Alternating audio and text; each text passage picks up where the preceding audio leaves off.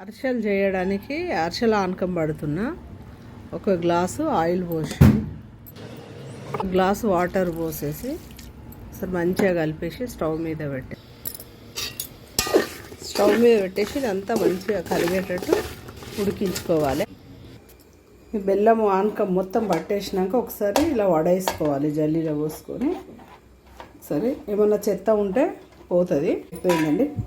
ఇది బెల్లం ఆనకం వచ్చింది. ఇలా రౌండ్గా రావాలి చేస్తే అరిసెలకు, అప్పుడు మంచిగా వస్తుంది. ఇలా పిండి పోసుకొని మొత్తం కలిపేసుకోవాలి. అయిపోయింది. ఇందులో ఇలాచి వేసినప్పుడు మీకు చూపెట్టలేదు, నెయ్యి వేసేసిన. ఇది సకినాలు, ఇప్పుడు సకినాల పిండి కలుపుతా. సకినాలు చేసుకున్న తర్వాత ఇది చేస్తా. అప్పటి వరకు ఇది మంచిగా గట్టిగా అవుతుంది.